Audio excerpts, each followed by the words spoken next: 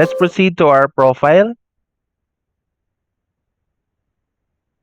Dito po natin makikita yung profile po ng agency natin.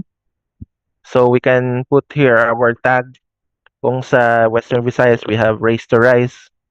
Or depende, no? Kung anong tags ang lalagay nyo. So dito, makikita sa profile details yung office address, yung project leader, yung IPTBM manager.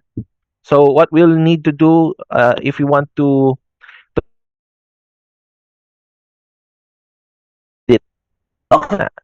Okay, so let's just type it here. Uh,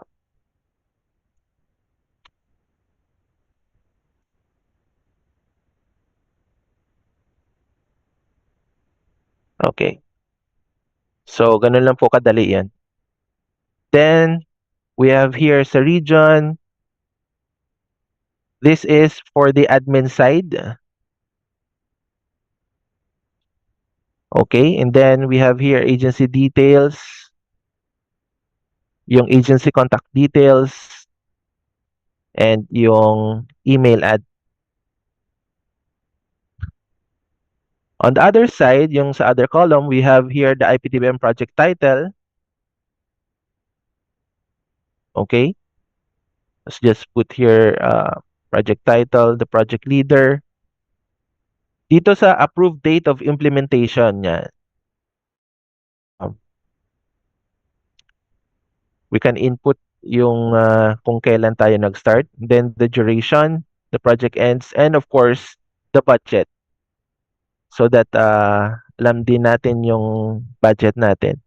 So, dito pala, kung merong mga extension later on, pwede din natin yan ma-add, no? And of course, yung budget din ay pwedeng maidagdag.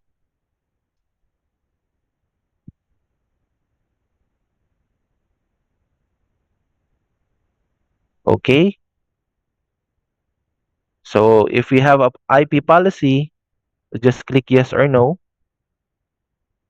And then, if you have a tech trans protocol, we also have to choose between a yes or no, and then we have to click save. And we also have here also the IPTBM contact details.